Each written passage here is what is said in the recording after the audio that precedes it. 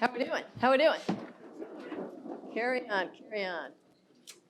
How many folks were here yesterday for the C session we did with Miss Dilly and Mr. Brennan? Anybody? Oh, that's too bad. That was a good session too. All right. Well, this one is going to be as good. So, thanks. Let's manage expectations. That's right.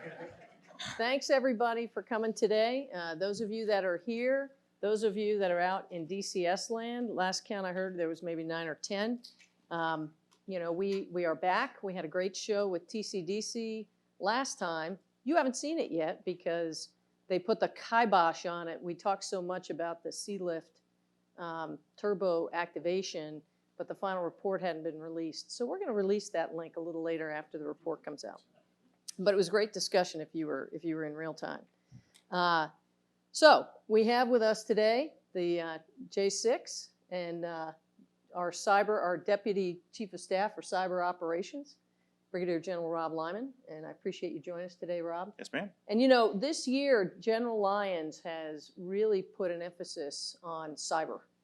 I don't know if that is getting communicated across the command. It's always been one of his top priorities, right? It's always been number 2. But more so this year for a host of reasons, and I think we're going to be talking about a little of that during this session. So again, thanks for joining us, Rob. I really appreciate it. And I'll just hop right into it, okay? So, because he has put increased emphasis on cyber mission assurance priority in that line of effort recently, do you think you can tell us a little bit about how we are being impacted as a command? Some things, of course, at the right unclassified classification level that will kind of communicate, you know, to folks why that's so important to him. Mm-hmm. In terms of adversarial activity, you want me to start with that? Yeah, I think so. Sure. Okay. Well, let me give a vignette, I guess, of a real-world example that's at the unclassified level. It's been released to the public. If you go back a number of years, a nation-state advanced persistent threat stole the source code for GDSS. And the way they did that, as we did the forensics, is they started with phishing emails with some program managers. From that, figured out who the system administrators were, spearphished them, and were able to get access to the appropriate networks.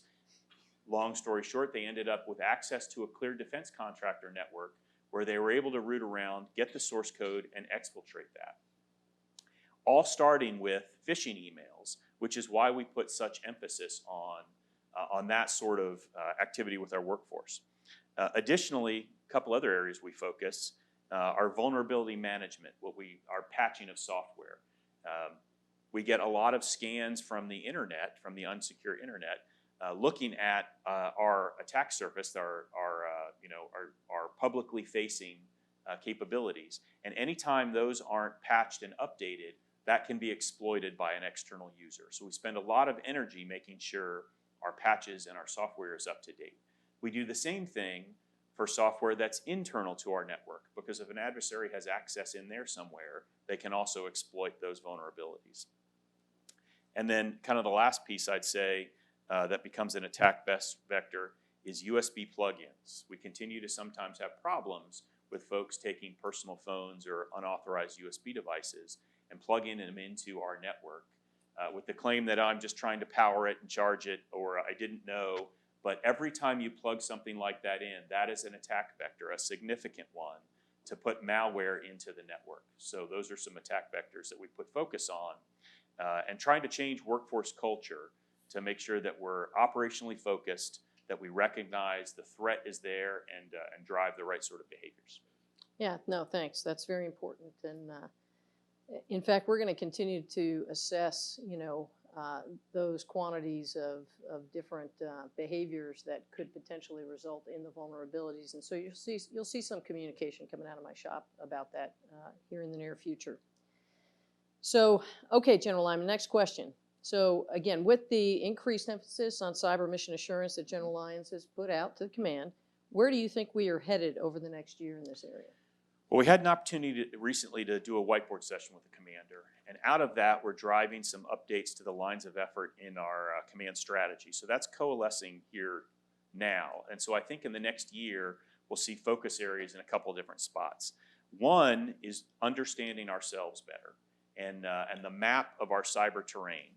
And so we do pretty well when it comes to the networks and system architectures and all the connections between servers and routers. We understand that pretty well. We understand also pretty well the data flow between systems. Where we struggle sometimes is mapping that technical information to our mission processes and the command and control processes we use. So for example, when we move a combat brigade from point A to point B, at what phase of the move are different systems most important? Is SMS most important at a certain stage, transition to I codes or GDSS? Is there data that flows through those systems that we have to make sure is protected as that movement happens? And we don't necessarily map that mission relevant terrain cyber as well as we need to. So understanding ourselves is one area that we're going to spend some effort on. And that extends beyond our TRANSCOM systems across the larger Joint Deployment and Distribution Enterprise, the JDDE, into commercial space, into other federal government partners, and so that is a significant challenge. Another area I think we're going to emphasize is the resiliency of our processes. When we talk about resiliency of cyber systems, traditionally we talk about redundant servers or redundant paths for data flows, and those are important, and we've put attention on that in recent years, and we've got some new technologies coming on board that we're working on, things like zero trust, data obfuscation, endpoint detection that you'll hear more about. But we're also going to put an emphasis on our alternate business practices. We know we're going to be in a contested cyber domain, and when that environment's contested, our cyber capabilities are likely to be degraded. So how do we continue to operate when those cyber systems are degraded? When a system goes offline, when a particular piece of data becomes untrusted or corrupt, how do we continue to operate and do our mission? Can we go all the way back to whiteboards and grease pencils if necessary? How do we degrade in a conscious way so that we can continue to operate? So we'll continue to see emphasis there. There's a recognition that our cyber operations are a team sport, and so we need to institutionalize a number of the partnerships we have across government and industry. We rely on the services a great deal for our cybersecurity. A lot of our users log into their service networks before logging into our TRANSCOM systems. We rely on the intelligence community and law enforcement for different authorities that we don't have here at TRANSCOM. And so we need to ensure that those relationships are constant and not episodic. When a bad thing happens, the last thing we want to do is recreate a relationship that hasn't been strong since the last exercise 4 months ago. So we want to make sure that that's constant. We've made great progress with our transportation service providers and had some contract language added. And our transportation service providers do an annual self-assessment of their cybersecurity that they share with us, and that creates a very healthy dialogue.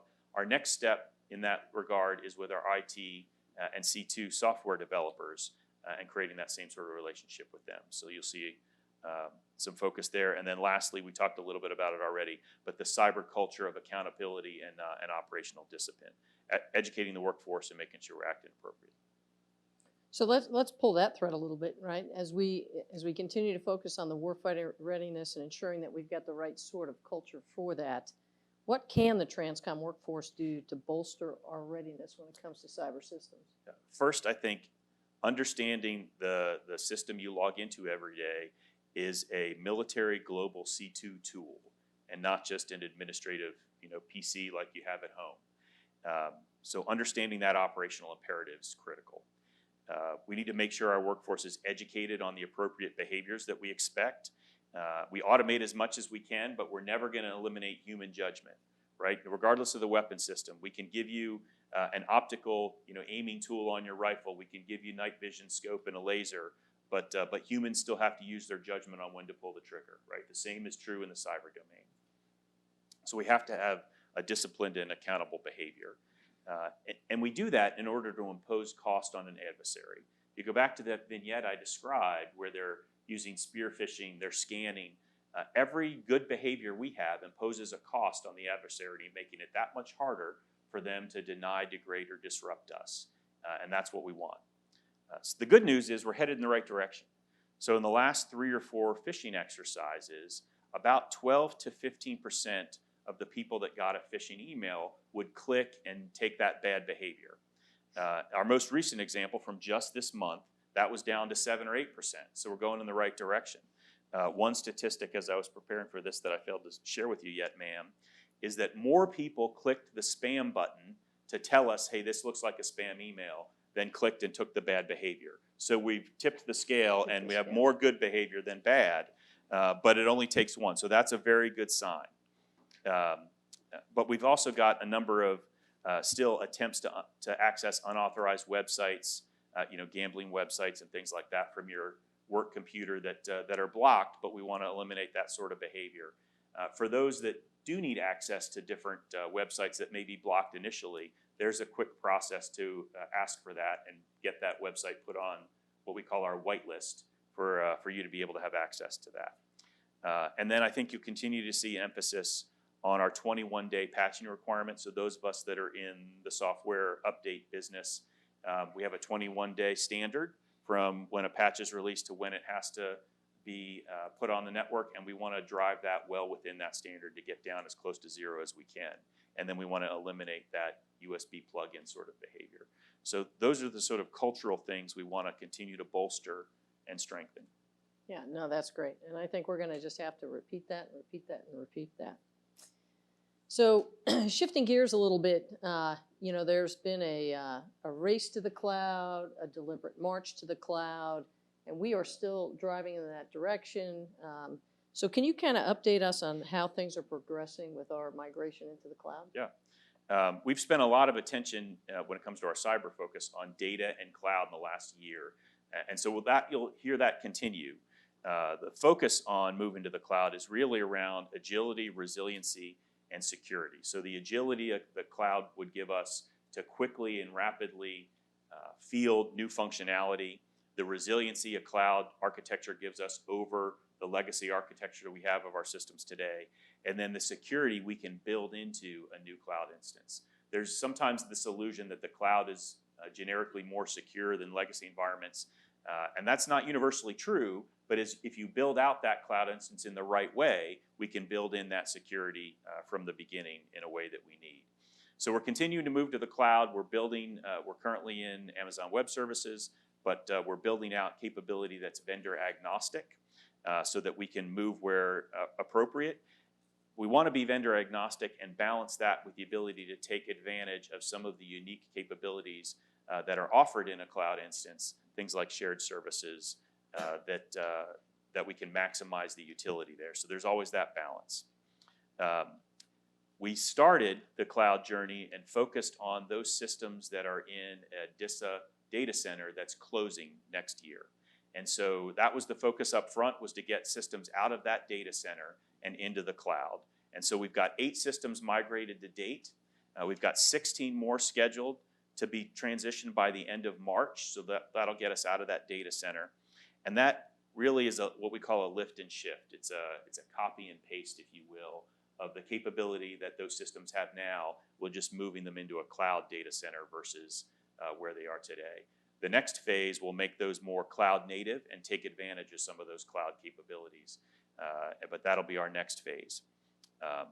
We also plan to continue to align ourselves to the DoD JEDI Enterprise Cloud Initiative. That contract was just awarded, but it's being protested. So we'll continue to work with DoD leadership on the way forward on that. But in the meantime, we'll continue to lift and shift out of the data center. We'll start to go cloud native on those capabilities that are moving in after that. And then the third phase down the line, the vision is we'll try and transition as much of that capability off of NIPRNet into CIPRNet where we can better protect it. And so the vision there is, if you look at our operations today, we largely plan and execute on NIPRNet, share data with commercial industry, and then we push data up to CIPRNet to share with the other combatant commands, with the other air operations centers around the globe, for example. We want to flip that model and do our operations and planning on CIPRNet where we can better protect it and push data down that needs to be shared at the unclassified level. And so we're going to have to think through how to do that down the road. That's great. Thank you for that update. So along those lines, the next question for an update is, how are things going with big data? So that's continuing to move as well. The goal with our data efforts is really to advance our ability to make smart decisions, faster, better data-driven decisions. And to do that, we've got to put in place more modern data governance and data management processes and technologies. So we're working on those. We're working on creating an enterprise data environment where we can store and manage data. Today, our data is largely stovepiped within those systems of record. So, iCodes has data, SMS has data, GDS has data, just as examples. We want to be able to bring that data together in order to make better decisions based on the analytics you can do with that data. So that is going to mean a refactoring of programs to take advantage of that data environment. And we want to leverage that to empower automated analytics, machine learning, and set the conditions for us to start using artificial intelligence. We've got a contract to deliver that data environment in source selection, so more to follow as that is awarded here in the near future. But we're also currently working to develop some appropriate practices to take advantage of that contract when that's delivered. So data acquisition, data curation, data profiling, data tagging, making sure we have the right data lifecycle management in place, all that data governance that's necessary to take advantage is where our focus has been to date. And then we're working closely under JD PAC's leadership to have the right data science capabilities in place. So we're putting some use cases out there to try and take advantage right up front and show some quick wins. So one example, we're taking sustainment data from J4 that comes from a variety of sources. Today, people have to manually bring that data together in order to assess what the truth is about a sustainment capability, very manpower intensive. There's varying degrees of data quality coming from those different sources and data completeness that they're having to put a judgment on, and we're working to automate that so that humans can spend time applying judgment to the data and not just compiling data and cleaning data and figuring out what's factual and what's in error. Under JD PAC leadership, we're also working on a number of other use cases around railcar analytics, predictive demand on capacity and things like that, doing similar things to the example I described. So putting all those things in place so that when we have that enterprise data environment ready, we're ready to take advantage of it. That's great. That's great. So, that's really the prepared questions that we had. So what I want to do right now is open it up to the audience and see if anybody's got any questions for you. No pressure.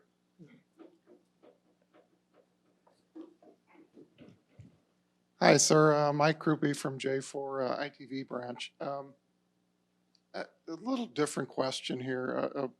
Before about 2012, there was a lot of cell phones and Blackberries. Actually, there was Blackberries here.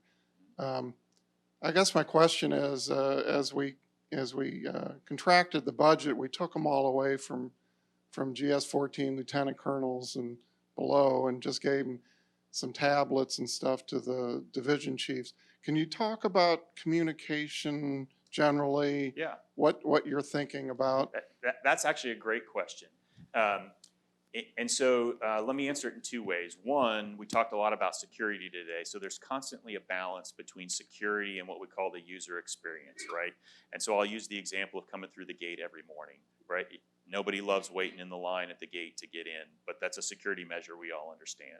Same's true in cyberspace, but that's no reason you can't make sure your process is such that getting through the gate is minimally painful, right? So we are constantly trying to balance those two things. Some of the specific things we're looking at to bolster that user experience is going more mobile and moving towards what I call kind of a video-enabled modern workplace, right? We want to be able to hold a VTC from your desktop, video around our campus here, go as wireless as we can around our campus here, both at the unclassified and classified level. There's ways to do that. The challenge there is we're always going to have a line on personal devices and government devices and where those are balanced. There's always going to be the challenge when you talk wireless and mobile of mixing unclassified and classified systems. So we're trying to balance that. But we'd like to go as mobile as possible and as video capable as possible on your device, just as examples of things we're trying to do.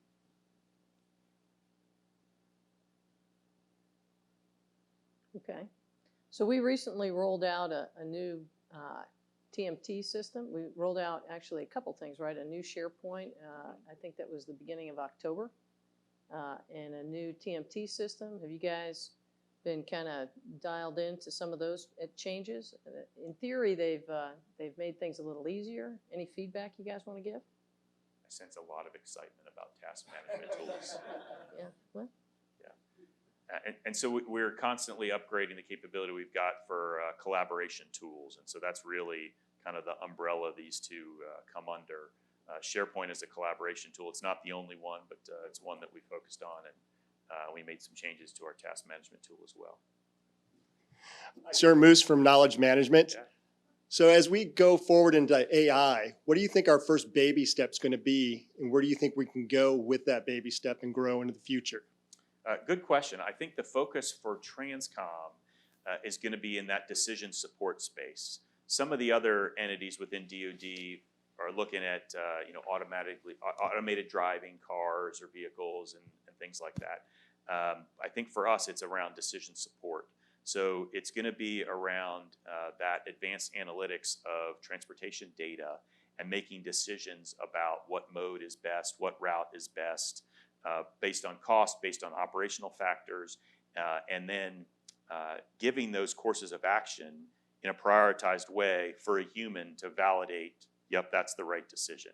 And so I don't think in the near term we're going to, or in the long term even, we're going to eliminate human judgment, but it's going to automate and allow us to accelerate that COA development. And so all of the human power that goes into bringing the data together and then understanding it, coming up with the courses of action and prioritizing them, we're going to automate as much of that as possible. I think that will be our first step in AI here at TRANSCOM. Sure. John, did you have one?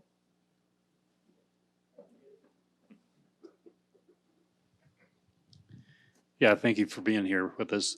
I recently spoke with an individual from Knowledge Management who suggested to me that the things that I was thinking about in terms of the depth SharePoint were not broad enough, and that the capability could do a lot more than we were even thinking about.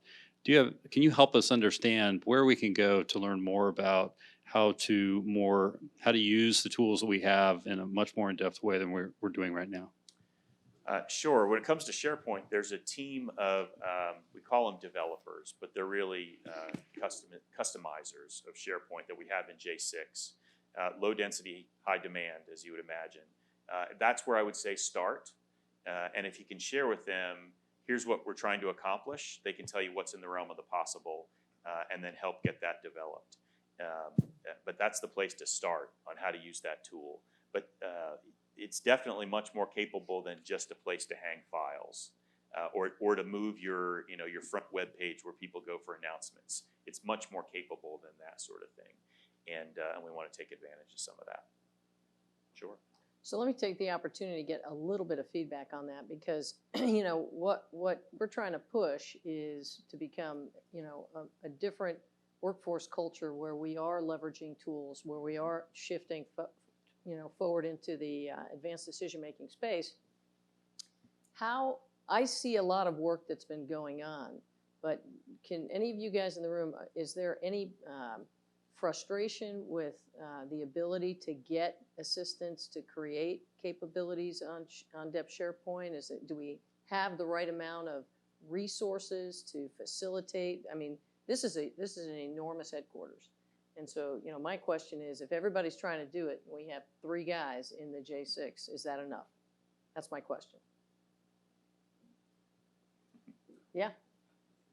Lieutenant Colonel Wilson from J4, it's like Mr. Krupe over here. Number one, sir, I want to thank you and your team. That sustainment database that you spoke of for the use case with JDPAC, that's directly the area that I work in. Your team's done a great job supporting me, supporting them supporting me, and to create that architecture so that when the EDAE is stood up, we can initially get that in there and hopefully get that quick win that you spoke of. Yeah. Going back to your question, ma'am, with the SharePoint, our division, the Logistics Sustainment Division down in J4, is really pushing that as the new knowledge management platform for not just our division, but the directorate in general, trying to help with our leadership use that platform more throughout the entire directorate. I don't have any frustration in the support. I'm not the lead for that. Someone else is, and I know she's working very closely with folks on the knowledge management team with the development. I guess some of the frustrations come in with what the command guidance and authorities are and some of the restrictions that we have, especially when it comes to one, permissions. You know, as they go up and down SharePoint, obviously that it's just going to have to be the command decision of who has access to what, because the more restricted it is, the more single points of failure of only one person feeding that information into SharePoint. Whereas if it's supposed to be collaborative, then it's kind of defeating the purpose of that, as well as linking the calendars. Calendar management is probably the bane of every 04 and 05's life here, of how many calendars do I open up I in know Outlook. some 07s who have that challenge, yeah. Yes, sir. Yes, sir. And then dragging it, if we're going to try and use SharePoint to its maximum ability, I think then the calendars need to shift to SharePoint, but there are restrictions on linking the SharePoint calendars to Outlook calendars right now. Yeah. And I think that would be a step in the right direction. There's technical challenges yes, sir. with that too, but I hear you.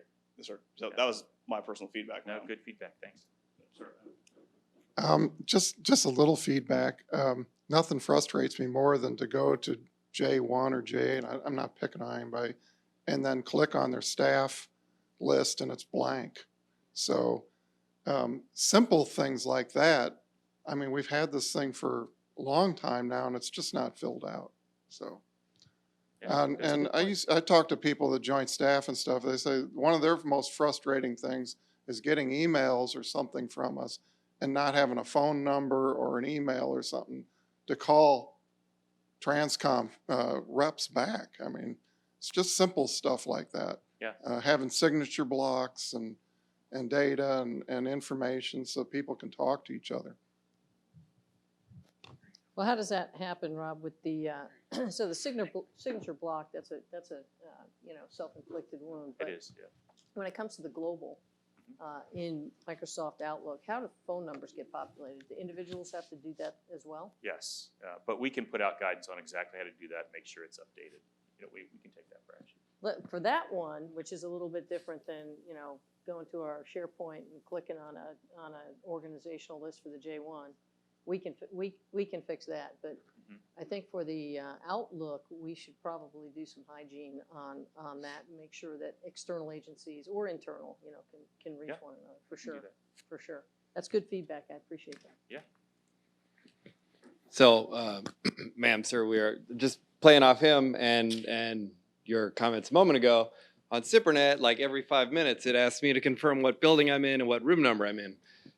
In a similar sense, I was very frustrated, not just at the TRANSCOM level, but I tried to call like 8 people about a month ago, and literally only one of them had an updated phone number in the global, right? So, is there a way to have a pop-up like, have you, is this your current phone number? And if you say no, then it takes you to the DS webpage where you would update that information. Yeah, now, I don't know that there's an automated way to do that, but having a process to ensure people update their own information is something we can handle. That's a leadership challenge more so than a technical one, but that doesn't mean we can't, facilitate that process. Yeah. This is good dialogue. Thank you, guys. Behind you, Ryan. Ma'am, sir, thank you for coming today. A couple of months ago at a commander's call, we debuted a tool that allowed people to interact with General Lyons anonymously, ask questions anonymously, respond to his questions anonymously, and it generated about 10 times the normal amount of audience feedback as the classic example where you got to stand up and ask a question, raise your hand, identify yourself like I am here today. Yeah. Do you know, is there an appetite or are there plans in place to put a tool like that in persistently to, constantly be requesting feedback from the workforce in an anonymous fashion to be able to get that So I'm going to feedback? take that one. So, I haven't there's heard two things there. I have it as a to-do to use that tool, and I believe General Lyons has endorsed this, to do a session, right? And I would call it a jam, basically, where we run it maybe for 24 hours. We figure out some topics that we want to communicate with the workforce on and run it for maybe 24 or 48 hours to see what kind of feedback we get. I think that would be the power of using that particular tool. And maybe we do that 3 or 4 times through the year, right?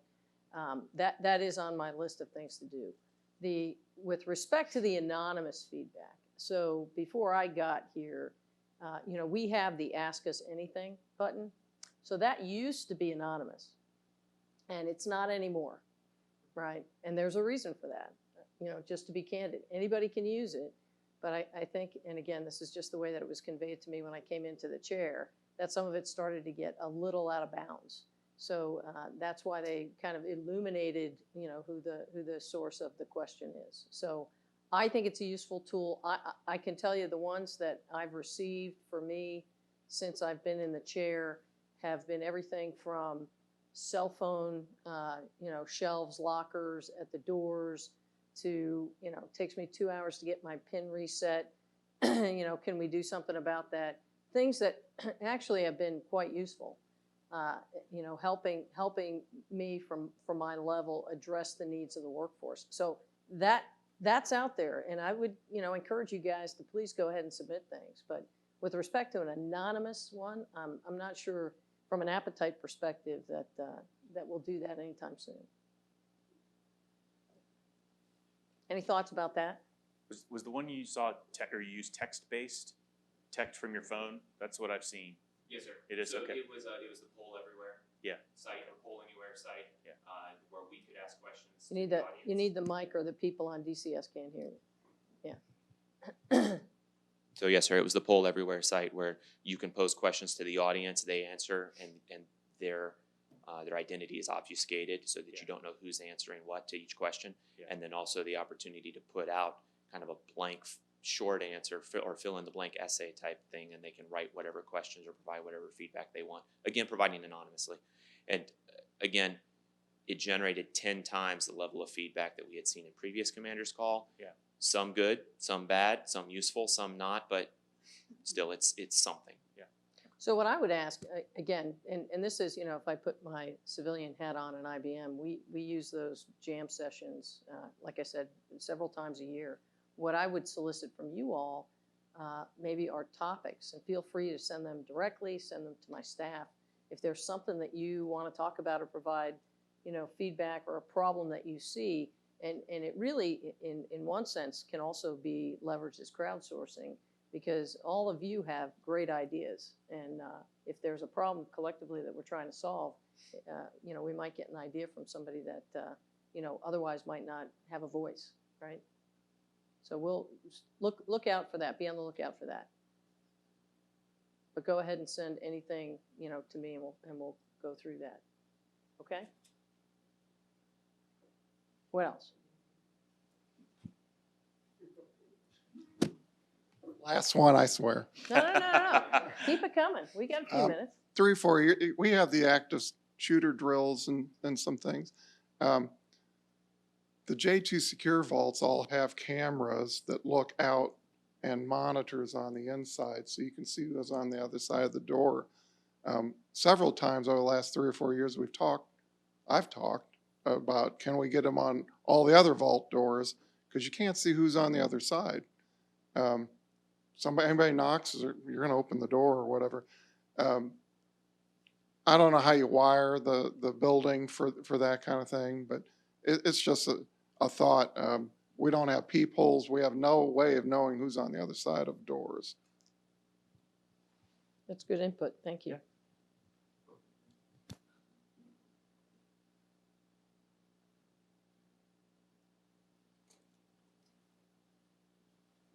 We got one up front.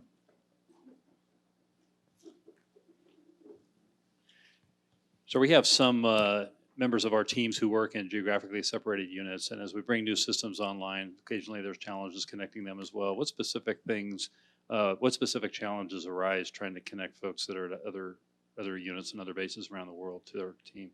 Yeah, well, they're significant, right? Especially when you're trying to extend our kind of headquarters network to a geographically separated unit that's part of us. That is sometimes a challenge. The JEC, for example, is a large one, but there are lots of smaller pockets. So we've seen that. We've seen as our traffic, IP traffic routes through others' networks, that sometimes it gets blocked for all the right reasons, because there's certain guidance in place on what to block and what to not.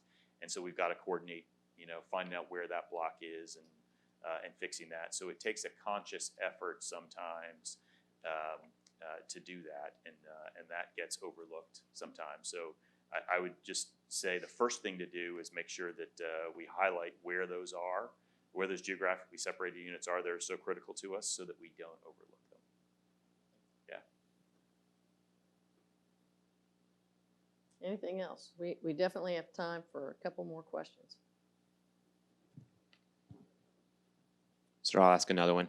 So I know the user experience on SIPR is something that has been very frustrating for large portions of the workforce, and I know there's a lot going on to try and fix that in an unclassed environment. What type of an update might you be able to provide to the workforce? There's a lot going on with probably some decisions here in the next week or two. The long and short of it is, as TRANSCOM grew out of Air Mobility Command over the last 30 years, we really became an extension of the Air Force's SIPRNet network, right? And so today we're still connected to Air Force SIPRNet. And over that time, we have put in place a number of unique requirements different than the broader Air Force that have complicated the architecture between the two of us.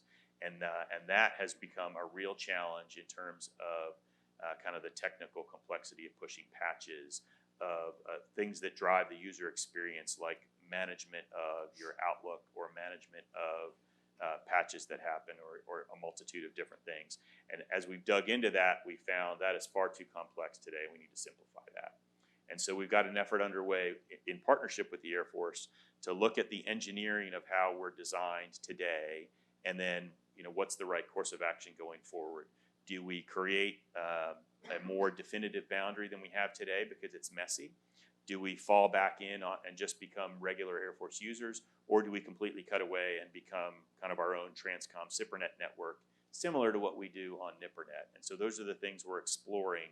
There's pros and cons to all of those. In terms of user experience, there's pros and cons in terms of the sustainment of that capability and the capability that gets provided in the security. So we're working through all that. But that decisions will get made probably here in the next 2 weeks or so, but it'll take a while to implement. So that'll be an evolution for us.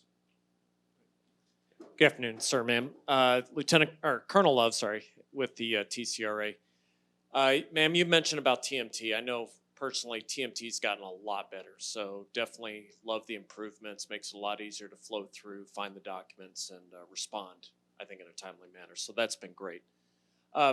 Sir, is there any way that currently we're able to do the instant messaging within the building?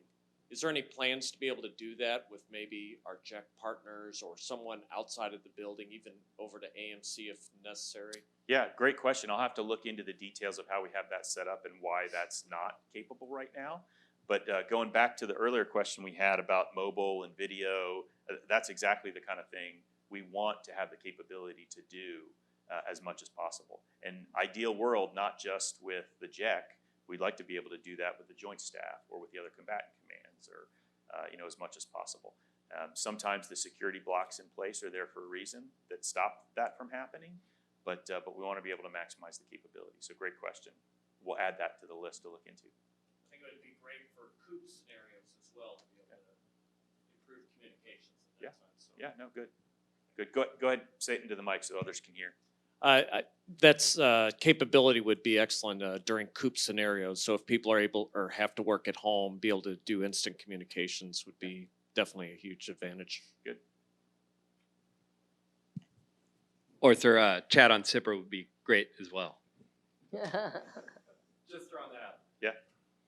So as I said, right now we're on the Air Force's network. So if that's a capability we need, we'll have to roll that into the calculus of our way forward. Question back here.